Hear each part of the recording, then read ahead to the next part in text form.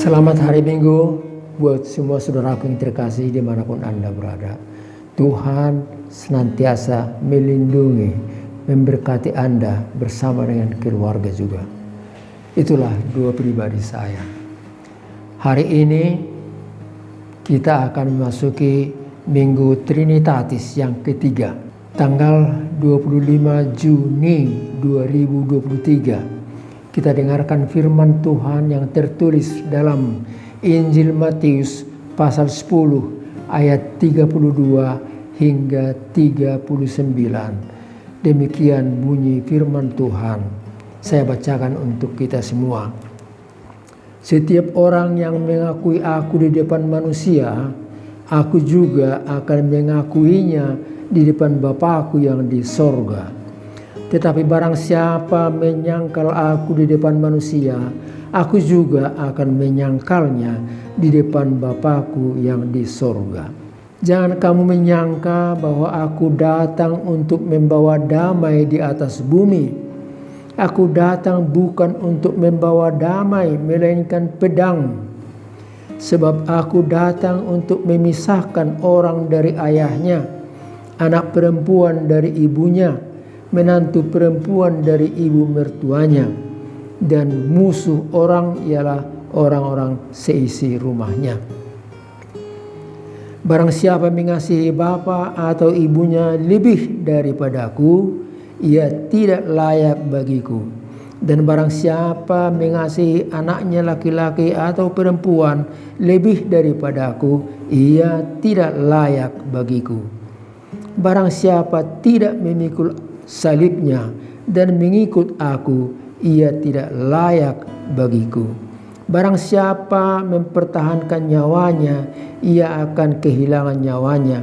Dan barang siapa kehilangan nyawanya karena aku, ia akan memperolehnya. Sampai di situ firman Tuhan untuk kita pada kesempatan ini. Saudara yang terkasih, waktu ini berjalan cepat. Perasaan kita berjalan cepat. Sekarang kita sudah tiba di penghujung minggu Juni 2023. Dan minggu depan kita sudah memasuki bulan Juli. Dan kita akan mendengarkan lagi firman Tuhan. Saudara,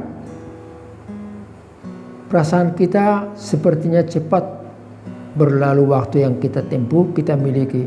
Tetapi Tuhan senantiasa menyertai kita dalam perjalanan hidup kita hari lepas hari. Marilah kita lihat apa sih arti hidup? Apa sih arti hidup ini? Apa arti hidupmu? Apa arti hidupku? Apa arti hidup kita? Yang pertama, jadikan hidupmu berguna untuk Tuhan dan bagi bangsa. Jadikan hidupmu berguna untuk Tuhan dan bagi bangsa. Pro Deo et Patria, untuk Tuhan dan tanah air. Dengan kata lain, untuk Tuhan dan untuk saudara-saudara yang lain, saudara sebangsa. Jadikan hidupmu berguna untuk Tuhan dan bagi semua orang. Hidup bukan hanya untuk mencari kesenangan sendiri, tetapi hidup ini bermakna bila kita membawa semua orang ketemu Tuhan. Bermakna bila kita membawa semua orang untuk ketemu Tuhan. Kita lihat contoh yang paling akurat bagi kita. Saulus yang kelak berubah nama menjadi Paulus. Saulus ahli Taurat, pintar dalam seluk-beluk perjanjian lama. Dia berangkat dari Yerusalem menuju Damaskus. Untuk apa? Untuk menangkapi semua orang yang percaya kepada Tuhan. Menghukum mereka. Karena apa? Karena Saulus sangat benci kepada Yesus dan juga kepada pengikut-pengikutnya. Dekat kota Damaskus, tiba-tiba turun cahaya yang amat terang benderang. Itulah peristiwa yang dialami oleh Saulus. Tiba-tiba turunlah cahaya yang amat terang benderang. Karena itu Saulus rebah dan mendengar suara dari langit, "Saulus, Saulus, mengapa engkau menganiaya aku?" Saulus bertanya, "Siapakah engkau, Tuhan?" Dan terdengar jawaban dari langit, "Akulah Yesus, orang Nazaret yang kau aniaya itu." Respons Saulus, "Apakah kehendak-Mu Tuhan yang harus saya lakukan? Apakah kehendak-Mu Tuhan yang harus saya lakukan?" Itu Anda temui nanti dalam Kisah Para Rasul pasal 22 ayat 10. Jadilah Saulus berubah nama Paulus menjadi saksi Kristus di kota seperti Efesus, Korintus, Aten. Dia menjadi saksi Kristus di pulau-pulau sekitar Laut Tengah. Jadilah saksi Kristus di hadapan para imam dan para penguasa kota. Jadilah saksi Kristus tatkala dia juga di pengadilan hingga dia dijatuhi hukuman. Ketemu dengan Tuhan, seseorang itu akan berkata, "Apakah kehendak-Mu Tuhan yang harus saya lakukan? Apa kehendak-Mu, kemauan Tuhan yang harus saya kerjakan?" Paulus setia menjadi saksi Kristus, memikul salib dan siap menderita. Dia mengikut Yesus, dan karena keyakinannya itulah dia menjadi saksi yang sangat-sangat aktif di sekitar Laut Tengah. Saksi Kristus menjadi penulis kitab yang sangat banyak yang kita temui dalam kitab Perjanjian Baru. Jadilah pengikut Kristus yang bersaksi dan melayani, menjadikan banyak orang menjadi pengikut Kristus di gereja, di persekutuan-persekutuan, dan di belahan dunia ini. Saudara, kita mengenal Kristus Yesus sebagai juru selamat karena buah pengorbanan ketekunan para penginjil. Kita mengenal Kristus di Indonesia ini karena buah pengorbanan dan ketekunan para penginjil. Dan seharusnya kita harus melanjutkan pelayanan seperti itu. Apakah kehendak-Mu yang harus saya lakukan? Anda baca nanti Kisah pasal 9 ayat 1 sampai 18 dan yang tadi 22 ayat yang 10. Tuhan Yesus berkata, "Yang mengakui aku di depan manusia, aku akan mengakuinya juga di depan Bapa-Ku di sorga. Dan sebaliknya, yang menyangkal aku di dunia ini, satu waktu juga aku akan menyangkal mereka di hadapan Bapa-Ku di sorga." Saudaraku yang kekasih, oleh karena itu, berdirilah teguh, jangan goyah, dan giatlah selalu dalam pekerjaan Tuhan. Sebab dengan persekutuanmu dengan Tuhan, jerih payahmu tidak sia-sia. 1 Korintus 15 ayat 58. Pesan yang kedua dan yang terakhir bagi kita berbunyi demikian. Hidup adalah pilihan dan keputusan. Hidup adalah pilihan dan keputusan. Yesus berkata, aku datang bukan untuk membawa damai, melainkan pedang. Oh, apa artinya? Apa maksudnya dengan ucapan Yesus? Apa artinya dia membawa pedang? Apakah seperti senjata untuk membunuh orang lain seperti yang kita temui dalam sejarah-sejarah gereja dengan perang salib di dunia ini? Apakah Tuhan ingin supaya semua orang berperang satu sama lain? Saudara yang kekasih, sama sekali bukan itu maksudnya. Tuhan selalu mengajarkan kita supaya hidup dalam damai, berdamai dengan semua orang. Jadi kalau dikatakan di sini, aku datang membawa pedang, bukan pedang untuk menusuk orang supaya mati, tapi pedang yang dimaksud di sini ialah aku datang membuat pemisahan antara yang satu dengan yang lain. Pemisahan oleh karena iman kepadanya. Yang ikut dan percaya kepadaku harus mampu juga untuk berkata ya dan memisahkan dirinya dari orang-orang yang tidak percaya akan Yesus. Tuhan Yesus sendiri selalu mengajarkan hiduplah dalam damai. Berbahagialah orang yang membawa damai karena mereka akan disebut anak-anak Allah. Matius 5 ayat 9. Sekali lagi saya ulangi, jadi Yesus membawa pedang bukan alat untuk membunuh, tapi pedang di sini dalam arti memisahkan orang per orang. Iman itulah seperti pedang yang memisahkan seseorang dengan orang yang lain. Mengikut Yesus harus memisahkan hidupnya dari gaya dan pola hidup duniawi.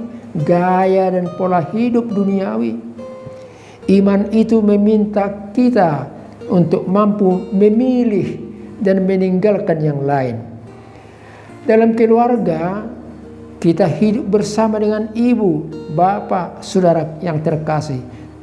Yesus senang sekali bila kita sebagai anak hidup rukun, hormat dengan orang tua kita, dengan adik-adik dan kakak-kakak kita sekalian. Tapi kita juga diajari, bila kamu beriman, satu saat kamu harus boleh berkata, aku mengikut ini, bukan mengikut yang itu. Ada pemisahan di antara satu keluarga. Mengikut Yesus bukan berarti memusuhi, tidak peduli dengan orang tua, dengan kakak adik. Tetapi mengikut Yesus harus mampu mengambil prioritas apa yang pertama dan yang utama dalam hidup ini. Kalau sesuatu itu menghalangi imanmu, hubunganmu dengan Tuhan, ya memang kamu harus jauhi, harus pisahkan dirimu, harus tinggalkan. Sikap hormat dan kasih kepada orang tua dan keluarga tetap harus dipahami dan pelihara. Tetapi kalau dimarahi dan diancam untuk tidak percaya kepada Yesus, maka kita boleh mengikuti jalan sendiri, berpisah dengan mereka sendiri. Saudaraku, oleh karena itu maksud khotbah ini untuk kita, yang pertama, hidup ini adalah pilihan. Hidup ini adalah pilihan. Saya buatkan contoh yang praktis. Anda mau beli pakaian, tentu Anda memilih warna, motif, kualitas, dan harga yang sesuai dengan rencanamu.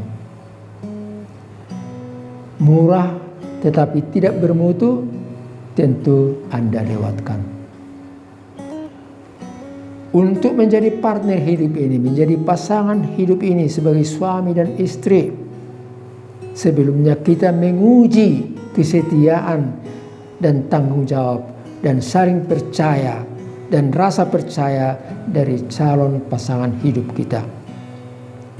Dalam hal iman, kita juga memilih dan mengutamakan Yesus yang terpercaya, penolong dan juru selamat hidup kita, baik semasa di dunia ini maupun kelak di sorga.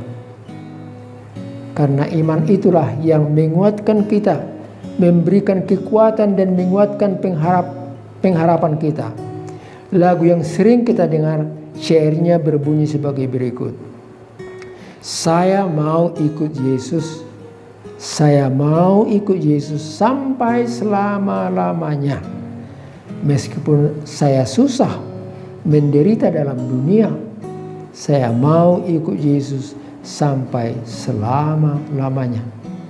Saudara, iman itu memberikan kekuatan kepada kita. Iman itu membuat kita tahan uji. Iman itu membuat kita mempunyai mental baja.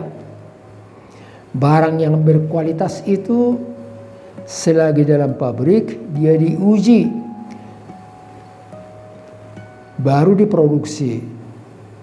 Hidup kita juga sebagai orang Kristen, iman kita diuji, dimurnikan agar tabah dalam hidup ini. Firman Tuhan berkata, karena itu berdirilah teguh dan jangan goyah, sebab dalam persekutuan dengan Tuhan jerih payahmu tidak sia-sia. Pesan yang terakhir berbunyi, percaya dan mengikut Yesus tidak selalu senang, tenang dan aman. Percaya kepada Yesus tidak selalu berarti hidup ini tenang, senang, aman dan nyaman. Tidak.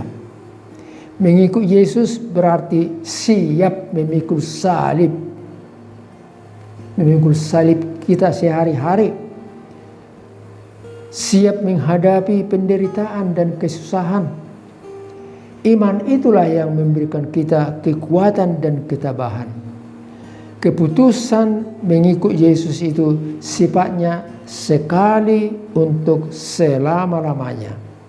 Sekali untuk selama-lamanya. I have decided to follow Jesus. No turning back. No turning back. Keputusanku mengikut Yesus. Ku tak ingkar. Ku tak ingkar. Tuhan memberkati kita semua.